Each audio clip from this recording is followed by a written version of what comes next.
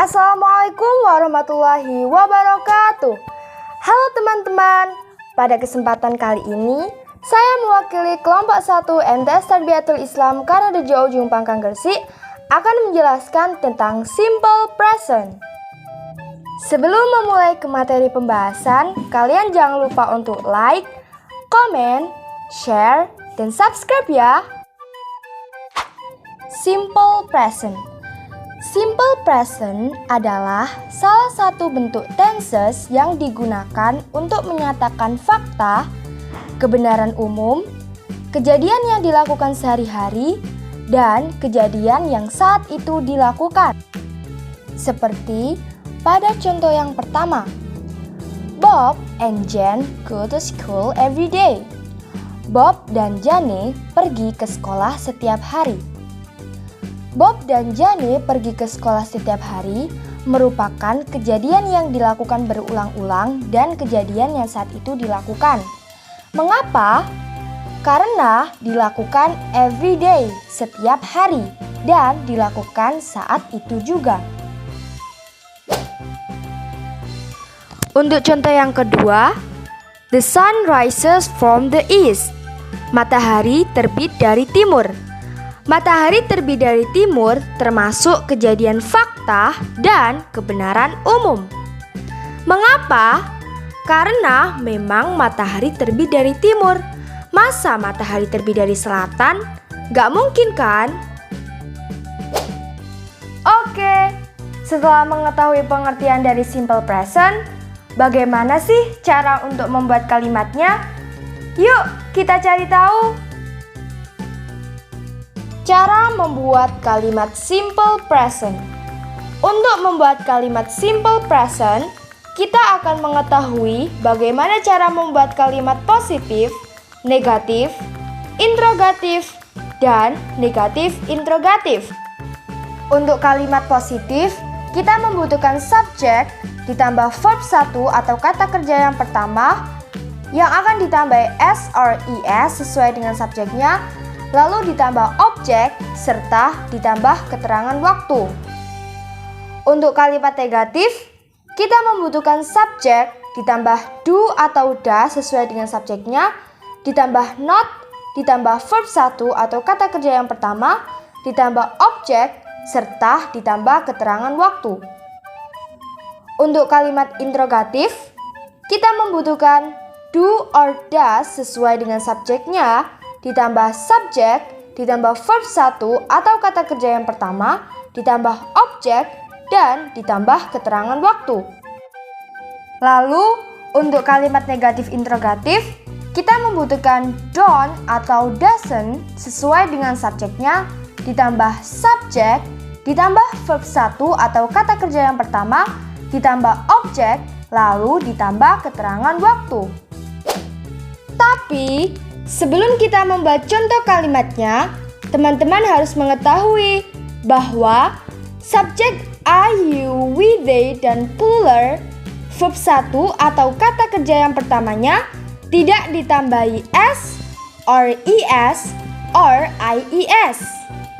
Untuk subjek she, he, it, dan singular, verb 1 atau kata kerja yang pertamanya harus ditambah dengan s, or es, or ies. Aturan ini berlaku untuk kalimat positif. Huruf is ditambahkan pada kata yang huruf akhirnya ss, sh, ch, x, o, serta z. Seperti pada nomor 1, ss, contoh pass. He sometimes passes in front of my house. Nomor 2, sh, contoh wash. Jack washes his car every week. Nomor 3, ch, contoh watch. She watches TV every night. Nomor 4, x, contoh fix. She carpenter fixes the house once a year. Nomor 5, o, contoh go. Vina goes to school every day. Nomor 6, Z. Contoh, buzz. The plane often buzzes our house. Sedangkan huruf IES ditambahkan pada kata-kata yang memiliki huruf mati diikuti Y. Huruf Y diubah menjadi huruf I. Jika didahului oleh huruf hidup sebelum Y, maka langsung ditambah S. Contoh, a bird flies everywhere. Seekor burung terbang di mana-mana. Kata fly diakhiri dengan huruf L konsonan diikuti oleh huruf Y, maka diubah menjadi flies. She pays course fee every month. Untuk kata pay diakhiri dengan huruf A, huruf vokal diikuti oleh huruf Y, maka hanya ditambah S menjadi pays. Nah, setelah mengetahui penjabaran tadi, yuk kita buat contoh dari kalimat simple present. Yang pertama, kalimat positif. Ingat ya teman-teman, apabila subjeknya I, you, we, they, dan plural, verbnya tanpa S or ES or IES. Dan apabila subjeknya she, he, it, serta singular, maka verb satunya ditambah S or ES or IES. Contoh, I study English at school every Monday. Saya belajar bahasa Inggris di sekolah setiap Senin. Subjeknya I, maka verb satunya tidak usah ditambah S atau ES atau IES, tetap study. She study English at school every Monday. Dia belajar bahasa Inggris di sekolah setiap Senin. Subjeknya she, maka verb 1 harus ditambah dengan S or ES or IES. Karena kata study berakhiran dengan huruf konsonan yang diikuti huruf Y, maka diganti dengan studies. Vina and Fanny go to school every day. Vina dan Fanny pergi ke sekolah setiap hari. Vina dan Fanny termasuk nama orang plural lebih dari satu. Maka verb satunya tidak ditambah dengan S or ES or IES, tetap go. Lala goes to school every day. Lala termasuk nama orang singular atau nama orang tunggal. Maka verb 1 ditambah dengan S or ES or IES. Karena verb satunya berakhiran dengan huruf O, maka ditambah dengan ES menjadi goes. They work at office every day. Mereka bekerja di kantor setiap hari. Di sini subjeknya they, maka verb 1 tidak ditambah S or ES or IES, tetap work. He works at office every day. Artinya, dia bekerja di kantor setiap hari. Subjeknya he, maka verb satunya ditambah dengan S or ES or IES. Karena verb satunya hanya kata kerja yang tidak termasuk syarat ditambah ES or IES, maka hanya ditambah dengan S menjadi works. Yang kedua, kalimat negatif. Untuk subjek I, you, we, they plural menggunakan do, sementara untuk subjek she, he, it, dan singular menggunakan does. Contoh, I do not atau bisa ditulis dengan don't speak English every day. Saya tidak berbicara bahasa Inggris setiap hari. I do not speak English every day, subjeknya I, maka menggunakan do not. She does not atau juga bisa ditulis dengan doesn't speak English every day. Dia tidak berbicara bahasa Inggris setiap hari. She does not speak English every day, subjeknya she, maka menggunakan does not. Tita and Kayla do not play mobile phone every day. Tita dan Kayla tidak bermain handphone setiap hari. Tita dan Kayla termasuk nama orang plural lebih dari satu, maka menggunakan do not. Sita does not play mobile phone every day.